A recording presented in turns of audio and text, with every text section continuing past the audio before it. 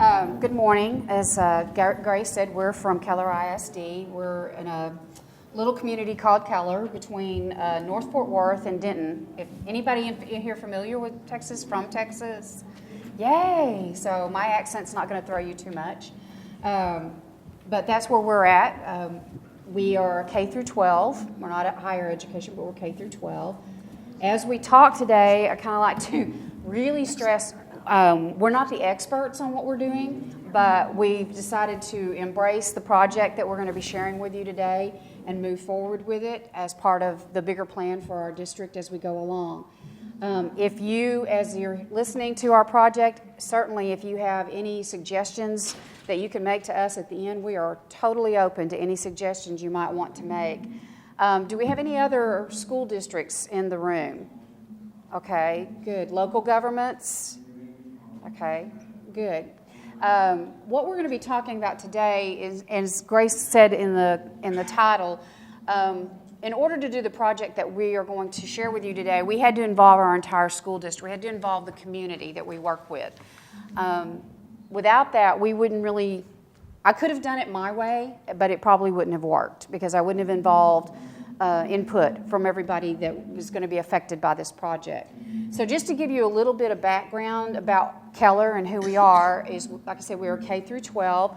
We typically enroll about 34,300 students. That's where we sit right now. In a given year, though, with all the entries and withdrawals, we'll serve about 37,000 to 38,000 students, which in Texas does not make us a small school district. We're not large, like you might imagine a Dallas, a Houston, an Austin. We're not that large. I believe Frisco's in the room. They're much larger than us.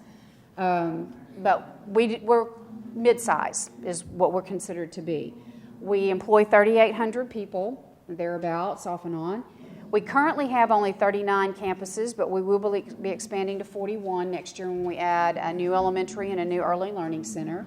And we will be adding, there'll be 42 by the end of 2017 when we add another middle school. So out of the 3,800 staff, there are 3 of us handling the records for the entire district. So you can tell we're understaffed and overworked, just like many of you are as well. We do have the added bonus, though, that most of our student enrollment is done through an online program that helps us capture the majority of our forms electronically to begin with. So as we talk throughout the process today, please bear in mind that 90% of our students, 90% of our parents completed online enrollment this year, which keeps us from having to have. We only have about 10% of our students who have actual paper packets where they had to walk in the door.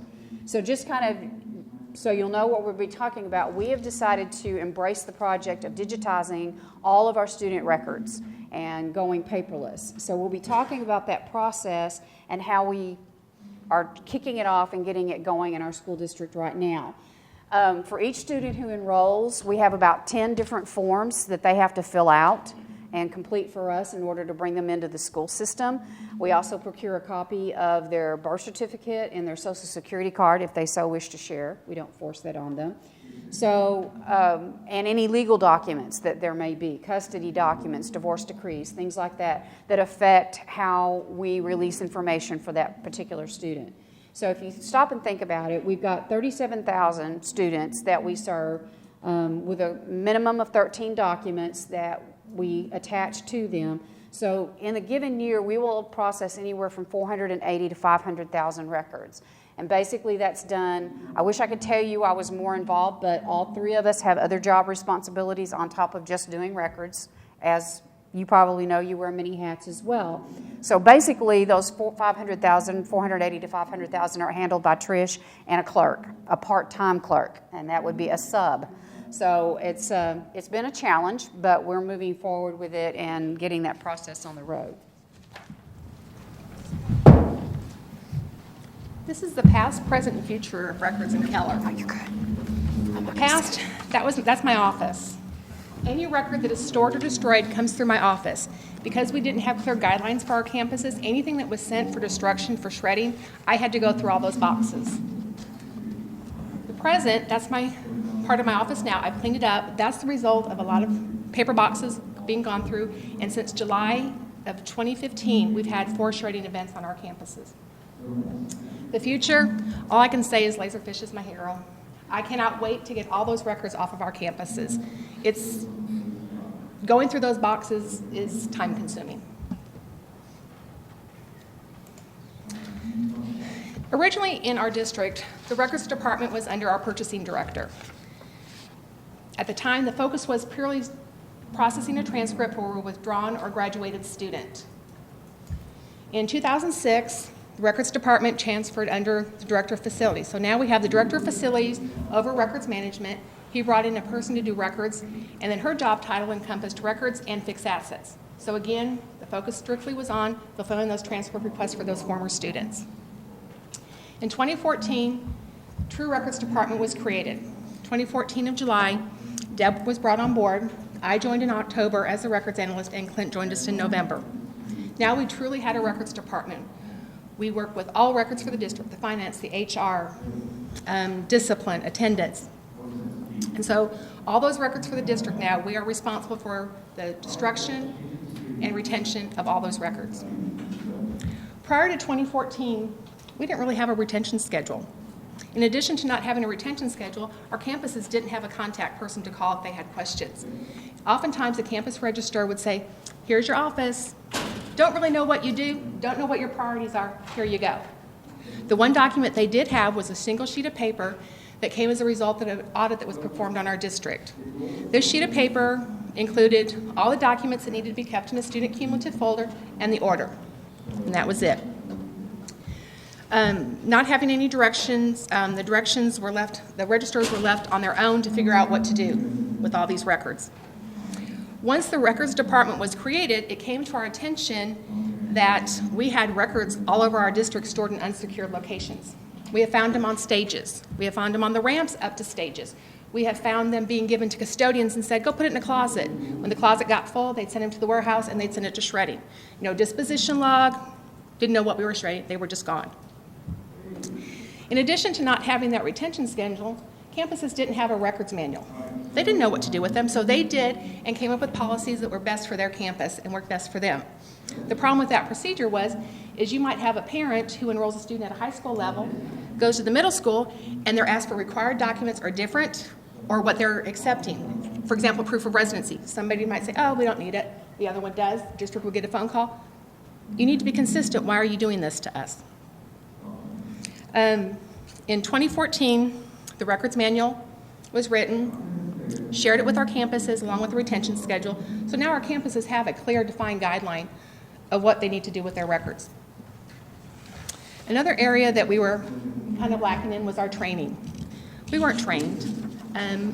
Again, here's your office. There you go to work. Campuses were returned back in August. About the second week in August, the district would call in the paraprofessionals and say, oh, this is what we've learned different when you're doing your enrollment process.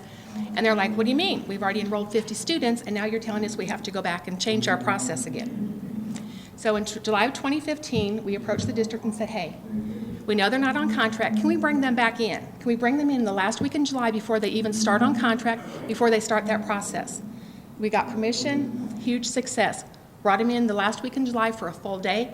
The morning session consisted of our special programs people coming in and providing information on their particular records for their department. We fed them lunch. And in the afternoon, we broke up into different sessions. Everybody had to attend all sessions, but they were in smaller groups. They were able to network with other people from the district and with their counterparts on the other campuses. One of the most difficult obstacles we faced was in our process of records, we didn't have any governance. And the reason for this one of them was in 2006, that was a big year for us. We were having lots of changes in our executive leadership. So if you were lucky enough to have a contact on a campus or someone in the administration building, that contact was gone or they moved on and you'd have to start your process all over again. The second event that happened, and this happened to our high school registers, and this is kind of to me, because I was a high school registrar at the time, what happened. 2006, received a call from the newly records manager. She said, I need you to send me your 2006 graduates. Send me your transcript, your official transcript for that graduate, their test score sheet, and we had a test card. We said, okay, what do we do with our other records? She said, shred them. So I was new into that position, so were a couple of the others. So we didn't. We packed those records up, went to the warehouse, and they went to shredding. 2 weeks later, we get an email. Oh, here's the retention schedule from the state. So we go through it. We get on the phone to the other registrars. Did you just see? We destroyed those records. They were to be kept for 7 years. That was a long 7 years that we worried that the state would come audit us. That 7 years has passed, we saw a release because we could have lost funding because we had no documentation of our records. Because at that time, the high school registrars, because we worked closely, because there were only 3 high schools at that time, we quit. We did purge records. We were in constant communication. What are you doing with your records? We tried to be as consistent as we possibly could. Call on the administration. I was told by administration, they'd come to my office and they'd say, well, Trish, what's going on? I said, this, and this. And they were like, we're afraid of an audit now. And I said, you should be. We are in no position with our records right now. And so that was kind of a wake-up call to the district. We need to do something with the records. Okay, the second sign was we still got that personnel change going on in our upper leadership. State came in to audit our records. And because of that audit, we did lose funding because we didn't have insufficient records. So unfortunately, records still was not a priority at this time because in addition to all this, we had a huge population growth and enrollment in our schools. So the focus at this time really had to be on our students and meeting the needs of our students. So to get where we are today, it took a small group of people to keep asking those questions. And I can guarantee you that if they saw my name on their phone, they're like, oh my gosh, she's calling me again. But it was a small group of people that we kept asking and asking that they finally said, we've got to do something with our records in our district. So having Trish said all that, when I came in 2007, which was right after all of this audit event, I had come from another school district, and needless to say, about 2 weeks into the job, I really was fixing to call my previous boss and go, is my job still open? Because I really thought I need to go back. Because now those phone calls, the word had gotten around that when I came from Birdville ISD, which was just down the street, that I was the records manager there. So they thought I was the records guru. I was not at that time. I didn't know how Keller was doing business. Nobody told me in the interview that this is how they were doing business. If they had, I'd had to double think the job position. So came in 2007. I was the one that had to complete the audit. We did lose funding because we didn't have proper documentation. So we were talking about identifying the gaps. We knew right up front we had some serious issues. Now, you would have thought paying back funding and paying back money, and if those of you who work in education, we live for funding. We live for that state funding. So if we don't get it, programs die. And I hate to be the one responsible for a program being killed because we didn't get funding. So I was very concerned about this. This was 2007. Okay, so remember, 2007, that's my marker. So I started to identify the problems, and as Tricia just shared, somebody else was actually over records. So I was trying to push with this particular person to say, okay, I really need your help in getting this identified. We had a very antiquated software system at that time. They had purchased it in 1990. It had served its usefulness. The life expectancy of that particular piece of software had already exceeded, or it was no longer practical to use it. Basically, you scanned in, you could put in a few search fields, and that was it. There wasn't a repository, there was no workflow, there was nothing. So we knew we had a software system that was not working for us. That was just, and basically all they were doing, as Trish mentioned, was transcripts. That's it. That was the only thing. No enrollment documents, no withdrawal documents, nothing else to do with the student. There were unclear directives, as she said, on where records were to be retained and stored. And I'll be honest with you, this is 2016, January. We're still fighting that a little bit with some of our campuses. So we had to get clearer directives out there. We had to prevent lost records. We would have parents come up and ask for records, couldn't find them, which is never what you want to have to tell a parent. I'm sorry, yes, your student was here for 12 years and we don't know where their records are. Not something you want to say to anyone. I don't care what frame of business process you're in. We were totally out of compliance. In Texas, there is a Texas State Library and Archives Commission, and we were totally out of compliance with records retention. So we knew that not only could we get audited by our education agency in the state, but we could get audited by the test, we call it TESLAC. We could get audited by TESLAC, and we could be in trouble on two fronts. So we had a lot of issues going on at one time. We had no disposition schedules. Trish said some people were shredding stuff left and right. Some people were hanging on to it forever. We have in-house legal counsel in our district. She was about to have a conniption fit because she was terrified of the lost record and the parent deciding to sue, or worse yet, we shouldn't even have the record, but we had it and gave it out. So she was having a little bit of an issue herself there. Should have probably brought her from a legal standpoint to give her viewpoint on this. We really had an inability to search for records in a timely manner. At that time when I came, there were 28 campuses, and you literally just ended up getting on the phone and calling every campus. Do you have the record? Do you have the record? It was like, where's Waldo? Where's the record? I found it to be very frustrating because in my prior school district, we had kind of gotten that solved. But Keller being much bigger than where I came from, I totally understood the issues that we were having. As you saw in the past picture from the slide before, everything was in a mess. That was the records room. So when you had to go there to find something, you were in real trouble. So we knew we needed to do something, but we weren't getting buy-in from leadership. Leadership still wasn't recognizing our issues. So what finally happened, and this happened back in fall of 2014, we had a counselor who thought she needed to take a stack of files home with her to work on as school started. She put them in her Louis Vuitton bag, and she left them in the back seat of her car. Someone decided that they really needed that Louis Vuitton bag. So they took the Louis Vuitton bag with all the records. I was waiting to make the news. I mean, literally, there's very sensitive information in those CUM folders. There's addresses, there's social security numbers, there's their full name, their birth certificate. So this was the catalyst that finally woke up our cabinet, our superintendent and our cabinet. We had a new superintendent. We had just gotten a new superintendent who was very forward-thinking. Praise the Lord.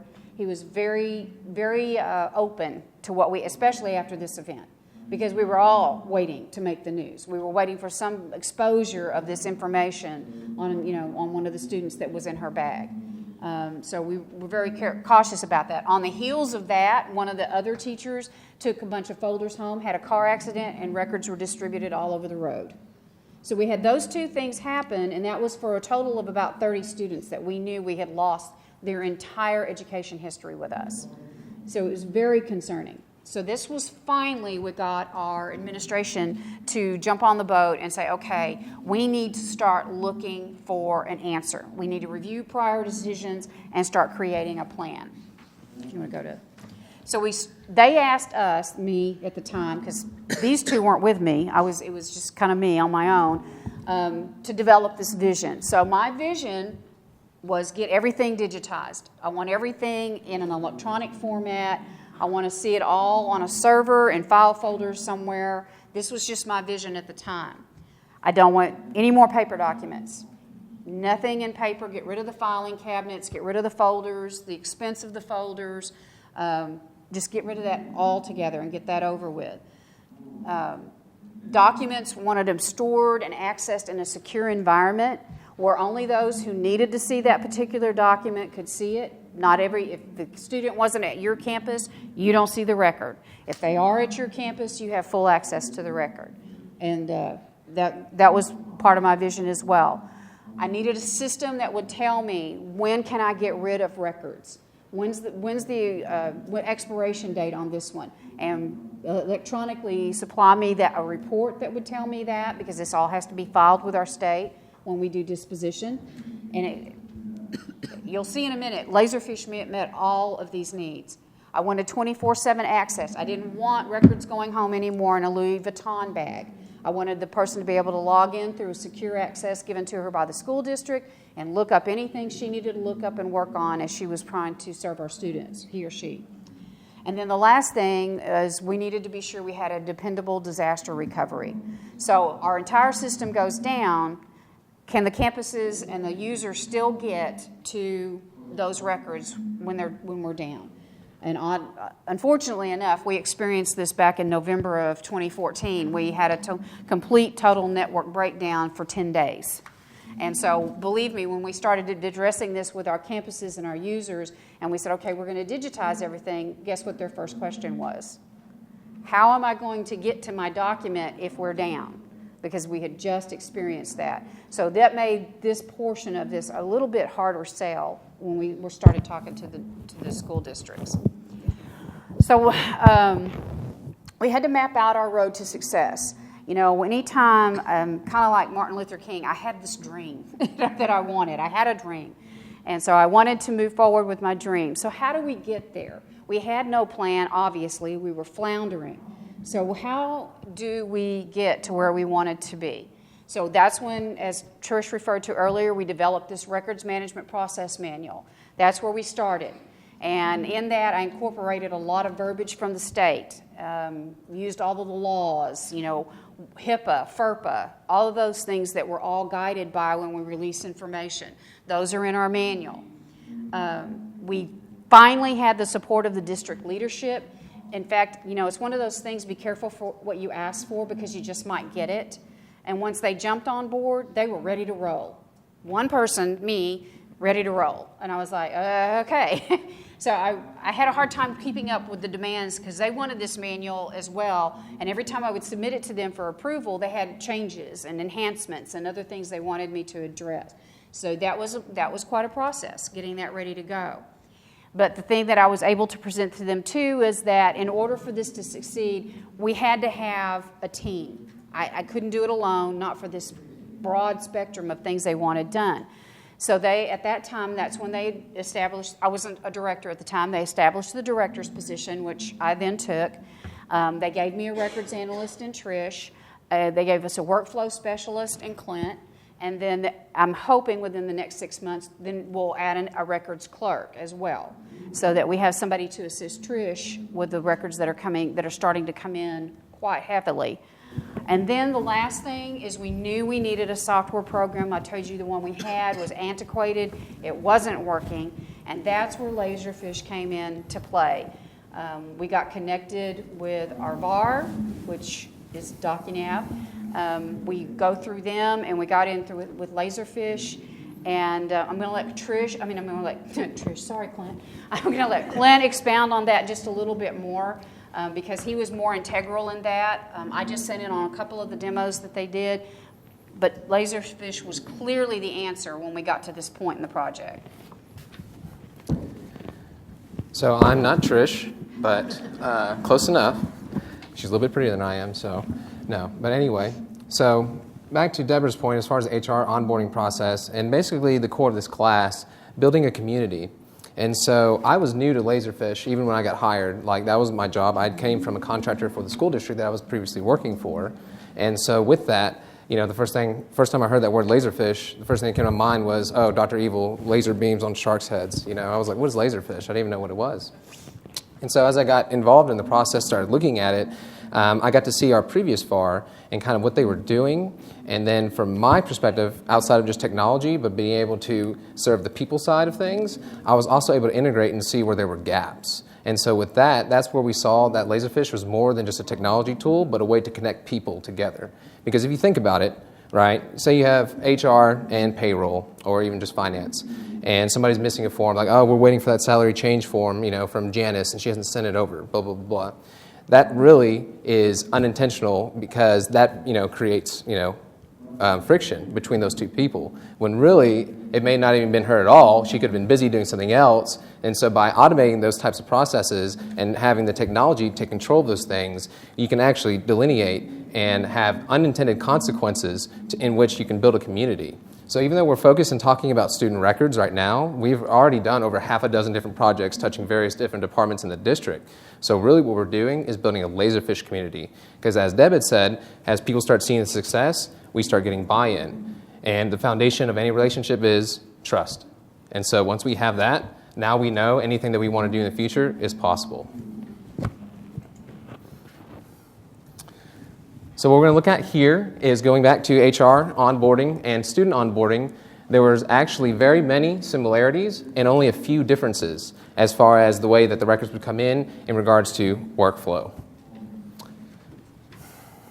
In a nutshell, whenever I was hired in, we had transitioned off from our previous FAR and had contracted with DocuNav. And with them, Ashley Jackson, Zach Ebshire, they were amazing. So I got to kind of see what they were doing and how they brought in what HR had originally intended to do. And so we actually went back and revisited that project, cleaned it up, did it the way that we wanted because we didn't want to leave a bad taste in their mouth because they were the first ones to acquire Laserfiche. And so once we had done that and had that success, we had used that for the basis to do the student onboarding. As I was getting acquainted with the district, I also noticed that there were a lot of things that we could do outside of even just this. So really, in a lot of ways, we are actually able to materialize a lot of those types of things that people wanted to have happen that they didn't know we even were able to do. So as I was getting a lot more acquainted with the software suite, I was also able to poke and prod around as I was doing the all-in-one as far as the administration, workflow, requirements gathering, and the people side of things, and really be able to integrate myself into not only the education side, but also into the way in which we can leverage technology in a more efficient manner. The first concern on the agenda was, of course, what tools or Laserfiche components will be required or utilized for this project. In working with DocuNav, we were able to devise a plan or a workflow to encompass this entire initiative, from migrating already existing data and records all the way to the auditing trail that allowed us to have the records management components built into it.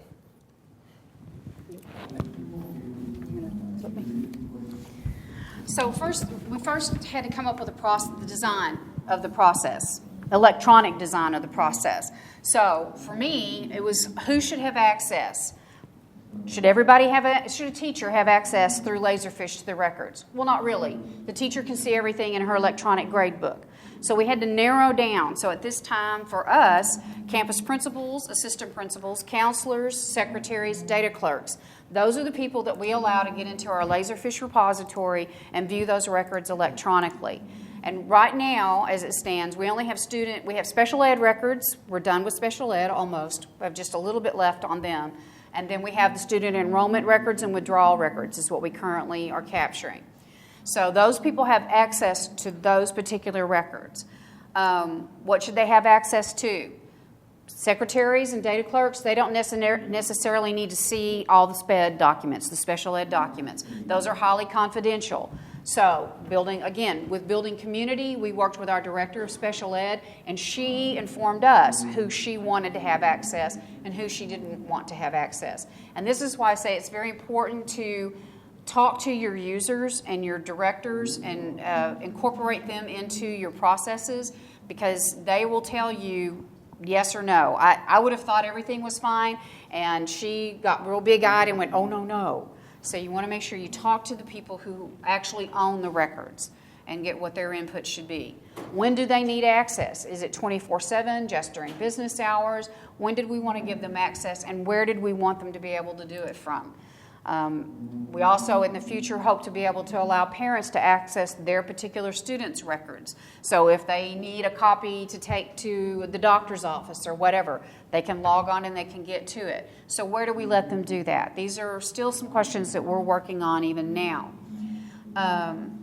So what I'd kind of suggest as helpful tips at this point, for our standpoint and the experiences that we've had, is set up your security access by roles and not by individuals.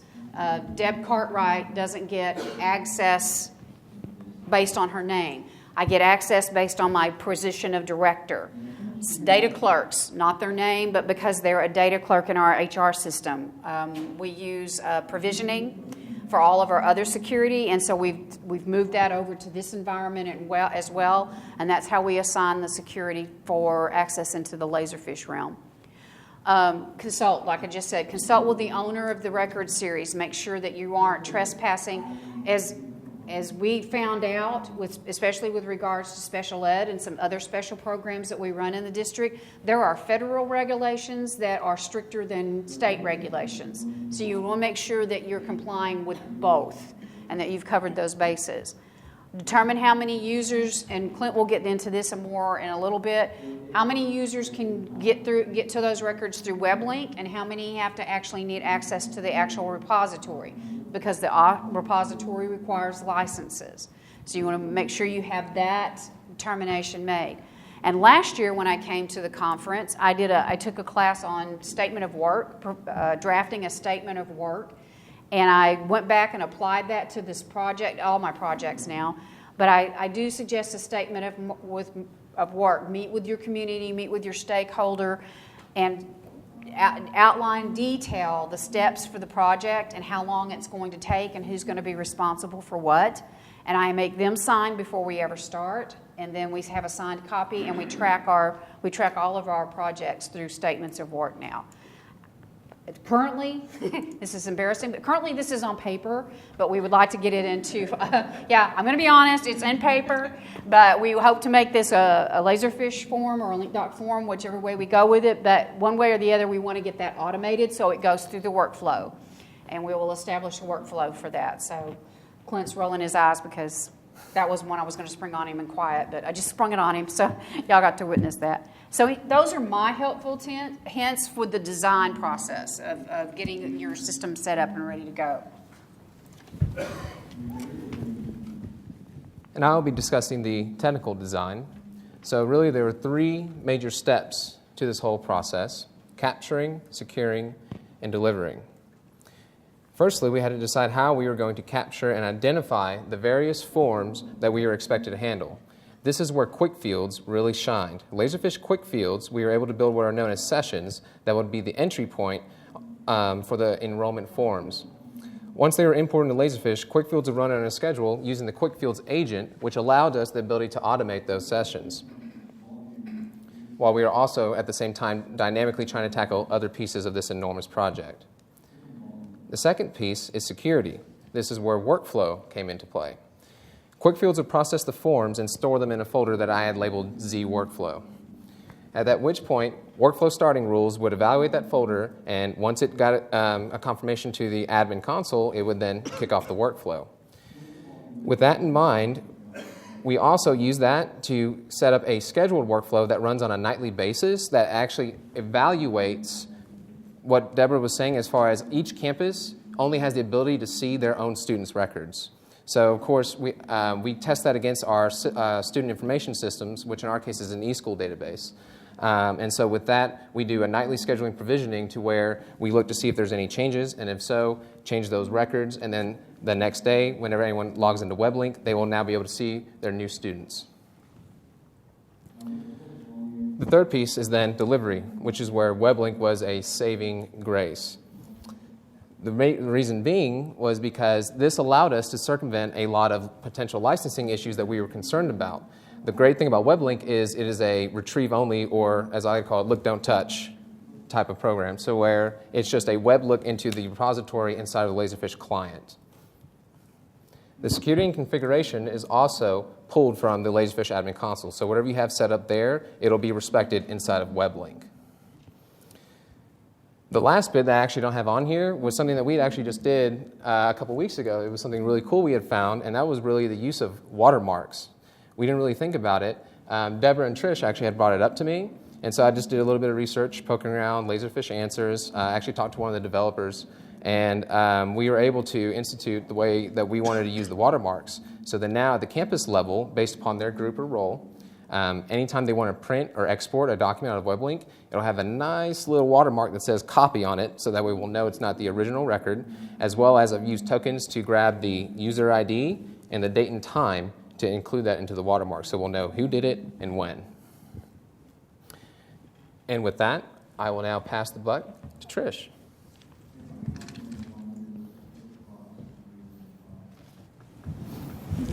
They kind of did all the hard work. Deb figured out who, what, when, and where. I did all the technical stuff. I got to play with the records. Remember, I'm Department of One. I get a sub 2 days a week. She comes in. As we were getting started, I kind of contact the campuses, let them know this is coming, kind of preparing them, because I do have some doubting Thomases out there. First thing I did is I trained them. I wanted them to clean out those folders. They needed to clean those folders out based on our records manual. I only wanted those documents that I needed to save. You know, student cumulative records, when I go through those files, oh, there's Johnny's little handprint or his pictures. I didn't have time. I'm a person of one. I don't have time to take out your paper clips and staples or and get rid of all those documents that aren't needed. Clean out your folders and send me those documents. The other thing I asked them to do is I had to have some way to verify that we had received all the documents from the campuses. So I showed them how to run a report in our system of all their active students. When they loaded up those files, they had to check off that every student on that list was in that box. If not, they had to go find it before they sent it to me. While the campuses were busy doing this, Zach from DocuNav came out and he trained Deb, Clint, and I and our special ed clerks upstairs on how to scan. And literally within an hour, we knew how to scan. It is really that simple. So when he was done, I was ready for those first records to start coming into our campuses. Currently, I scan in 2 ways. We have 2 desktop scanners, and the lady that comes in and works with me, she uses it, and it is set up to scan right into that Z-scan that Clint has set up. She's able to assign the metadata. Once she's verified along the way, because we have checklists along the way, did she get all the documents captured? She goes through the folder, makes sure all those documents are in there. Once she's verified that we have the student, she's checked it off the list, all the documents are there, she moves it into the workflow so it can be moved into the repository. I can scan from the copier in my office. It goes into an email, and that email comes in, open the email, and I can click and just drag right into the Z-scan. I assign my metadata, verify all my documents, and then I move it over into workflow. So that's the steps on the scan. Very simple, and I can't wait to get more records in. The time frame for my first set was a little bit longer because the staples and paper clips weren't removed, and there were some documents that they thought that we needed. They kind of didn't follow my list, but we kind of rectified that. And so going forward, they should be a lot cleaner. And if I get them, I may send them back to them to have them clean them out, because I unfortunately don't have the time to keep cleaning those up for them. My tips and tricks, helpful tips is talk to your campuses along the way. Kind of give them a heads up. You know, even if it's just a phone conversation, you know, we're going to be moving to electronic records pretty soon. You know, it's really great, kind of talk it up, and I say it's user-friendly. The more knowledge I kind of give them along the way, I feel like they're more accepting they're becoming. Create a records start a pilot with pilot campuses. When we first started the progress, we picked a high school, a middle school, an intermediate school, and an elementary school. We went out with the web link documents, trained them, showed them how to work around in it. We left them with an evaluation form. We left them information. Can you find this student? We would give them a student from their campus, a student from another campus, just to ensure that we had the security set up correctly. We asked for their tips. What did you like? What didn't you like? What do you want to see in it? The results of these meetings, though, was we found that they were like, well, when can you get these other records in here? And so we had now a list of other records that they want to include. The third thing is create a records management page. I have a records management page on our website for the district, and I have in there the retention schedule from the state. I have a OneNote in there where I have all of our documents and forms, flow charts on how they do shredding guidelines. I have the records manual in there. I even have a GED search if they need to find a document for a student who got their GED. And the last one is just prepare at the campus level those files to clean out. If there's more of them to clean out, fewer files than me cleaning out 500 files from when I get them all from the campus. So that's kind of where we are now. As we move towards the future, we've started with first grade. Like I said, we're K through 12, actually PK through 12. So we started with first grade. We're working on those right now. By the end of the school year, we'll have first grade and kindergarten. Over the summer, we'll do PK. And then as we go into 2016-17, we will complete the project of our student enrollment records by the end of that school year.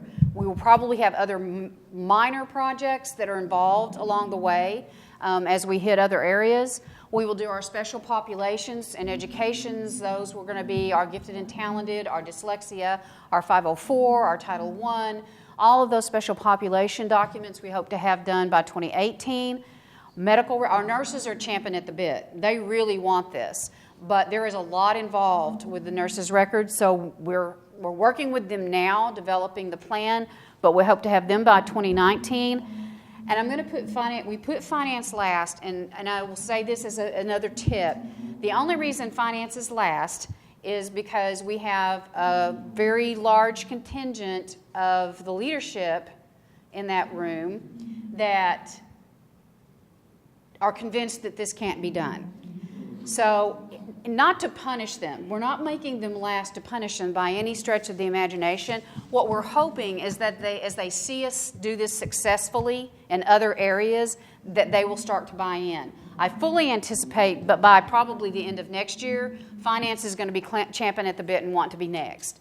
But right now, that's the plan for our future. We took an opportunity. We didn't want you to just hear us speak, so we have just really brief, about 2 minutes of testimonials from some of the users out in our district. The first one you're going to hear is a secretary of the campus. The second one is someone who assists Trish with records. And then the third is our special ed clerk, she was phenomenal. And you know, special ed records, one student's record could be that thick. So she was phenomenal in getting the special ed records where we have them today. I first heard we were going to digitize our students' records in their cumulative folders last year at a secretary's meeting. We started talking about the implications of not having a cumulative file physically in the building. It did make us nervous, thinking about not having a student's records physically located on campus. Fast forward to this school year, I received a call from administration asking if our school would be interested in being the trial school to have their records scanned and digitized. I admit I felt a little bit anxious, but she said they were only going to start with one grade level. So with mixed emotions, knowing this would probably make my life easier, and scared because I was letting go of the cumulative files, I packed up first grade and put a request in to have Kathy from the warehouse pick them up. When Kathy arrived that morning, I had to try and resist the urge to tackle her as she walked out of the office with the first grade cumulative files. But I knew that if I needed anything, I could always call Trish at the annex and she would retrieve it for me. A week or so went by and I received a call from technology and they asked me to log into Laserfiche, where the records were stored now, and practice pulling up students' cum files. It was so easy. You can search by student name, student ID, even search for the exact form you are needing. And if I need a paper copy of anything, I can always print it right from the student's file you are looking for. So don't be afraid. If we can do it, so can you.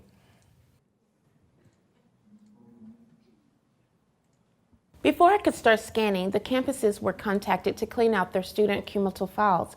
This was completed based on the information in the district records manual. This meant removing all those cute little pictures and other student work that does not belong in the student files. All I wanted in the file were those records that were listed in the records manual. They needed to remove all the paper clips and staples as well. The next step was to have the records delivered securely by the warehouse to the records department. When the records were received, it was time to scan. Scanning was easy and simple. I used a copy machine in my office to scan the student records to myself in an email. I then was able to click and drag the records directly from the email into Laserfiche. Once in Laserfiche, I was able to split the records and assign the appropriate metadata to each record. After I had verified that all the records had been scanned and the correct metadata assigned, I moved the scanned records into workflow for processing into the repository.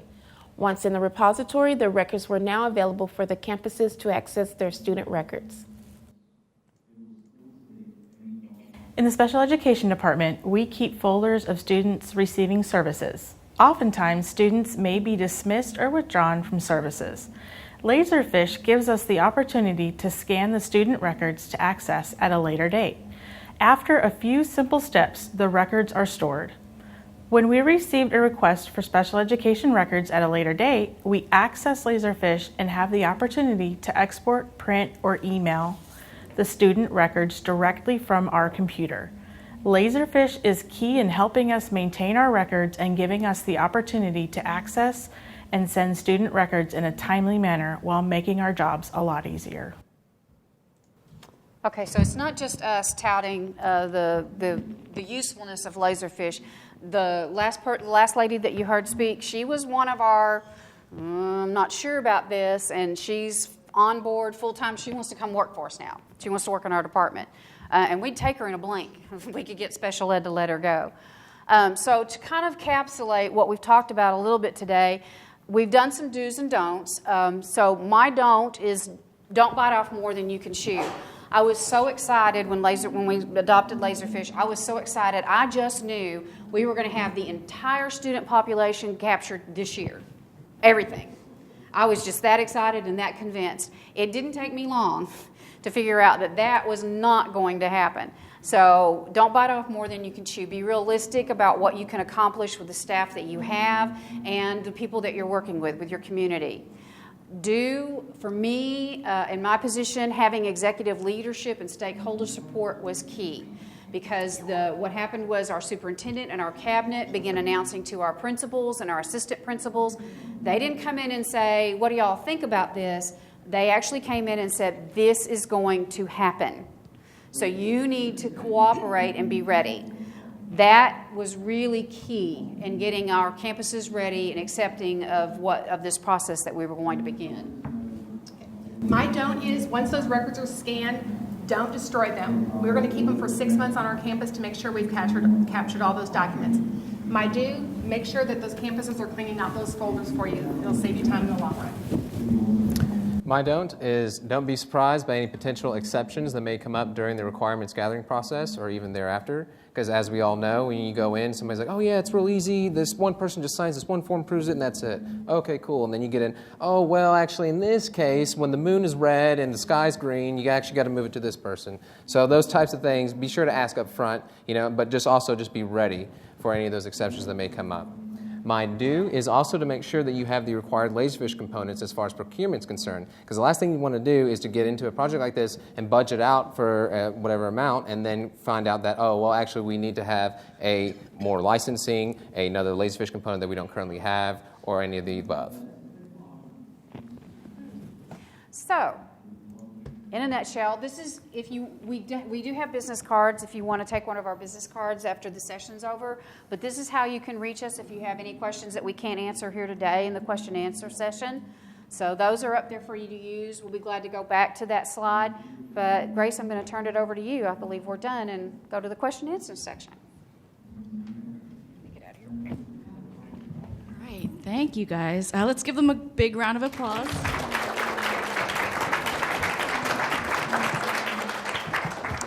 So we have about 8 minutes for Q&A. I don't want to keep you guys too soon because I know lunch is coming up right next. But anyone with questions, please raise your hand and speak loudly and clearly. Did you implement electronic signature on your forms yet to encompass all of the forms of the student enrollment? As it relates to student enrollment, not. Like when you mentioned that all the forms are online, 90% of folks are enrolling, and do they have the ability now to electronically sign? Have you invoked that? Yeah, well, we do have a third-party vendor that we use for online enrollment, and incorporated in that, each parent has to have their own unique ID and login, so that's imprinted onto the form. So that's their electronic signature. This may be a loaded question. So we've had Laserfiche for about a year. We've already gotten paper lists. We've scanned in all those forms, went through what you were talking about, cleaning out the files. We are at the stage where we're looking into needing more workflows and things like that. Can you tell me how you use web links and quick links? Yeah, web link and quick fields. Quick fields incorporated into Laserfiche. Sure. Okay, so we'll start with quick fields because that's the first thing. So quick fields, that's like the image capturing or document capturing. So with InfoSnap, the cool thing was the forms got dumped out into PDFs. And so whenever I was building the sessions as of last year, I was able to use a couple of tokens from some of the data that was built into the PDFs already. And so that kind of helped with the processing. But I still had OCR and some things going on. So what that is doing is it's going to look at the information. I do a lookup into our student information database, extract whatever fields that I need to populate that, and then store it. That way workflow can process it. Is it within Laserfiche? Quick fields, it's another component. Yes, but it's part of the Laserfiche suite. And so with that also said, WebLink then is another component that allows you that whole look, don't touch, kind of just retrieve only. And you can then circumvent licensing as far as the Laserfiche client is concerned and having to manipulate either data, fields, or entries.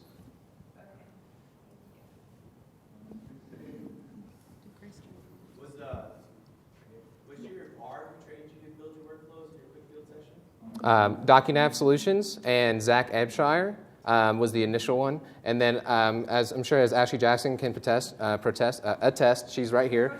Yes. Not yet, no revolting. I was actually, kind of an exception in some ways because I really was able to jump into the whole Laserfiche program, and I got all the training. Gold level certified on Laserfiche. He took all of his CPP classes through Laserfiche and passed. So there was definitely some training, but there's some initiative from this team internally here that has done awesome work. So. Absolutely. And even outside of that, one of the things that we were actually able to do that, going back to her question as far as quick field, so before I noticed like some of the processing, it was kind of slow because, 400,000 forms, it was a lot, especially in PDFs. And I was getting, for the technical people, about 17, 18 pages per minute, which is kind of low, processing as far as quick field is concerned.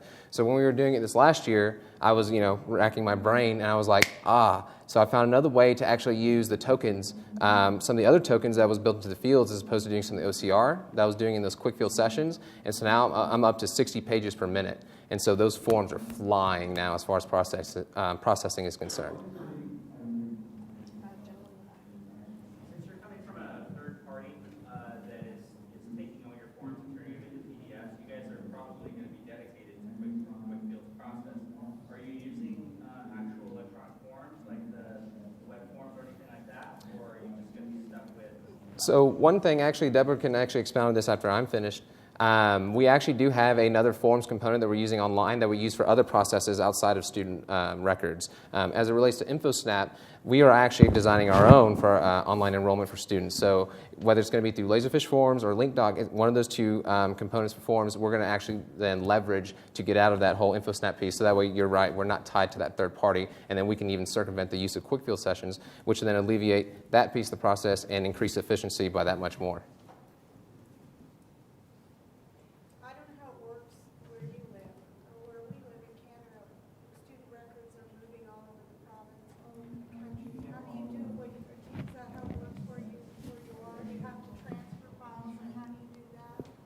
Well, that's one of the major reasons why we wanted to go with the Laserfiche product, because when you have it stored electronically and you can assign your security to those records by provisioning. So say John's enrolled at ABC Elementary, then he moves to DEF Elementary. The minute that the withdrawal happens in our student software system, ABC no longer gets to see the record. Then the minute that DEF enrolls, they pick it up. That is within our jurisdiction. Yes. Yeah,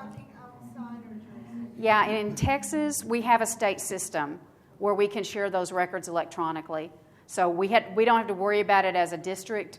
We have what we call T-Rex. I know, it's Texas. But we have the T-Rex system, so we can electronically upload. We can electronically send those PDF files through to the other, as long as it's a public or charter school. Yeah, we don't have to deal with it. Yeah.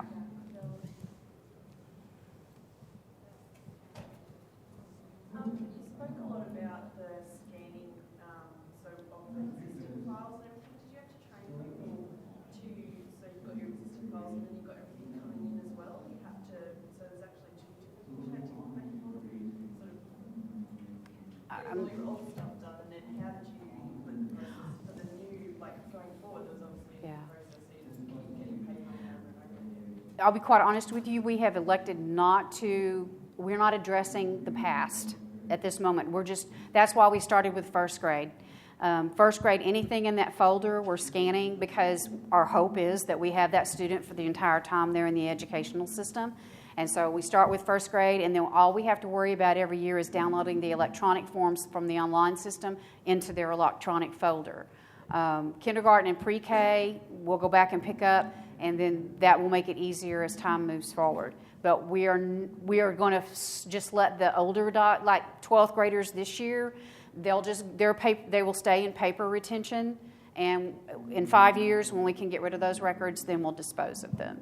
So with the limited staff that we have, that was our best possible attack plan. Your intent going forward is to have all of your everything that goes into a file be electronic? Correct. That is correct. Yeah, that is correct.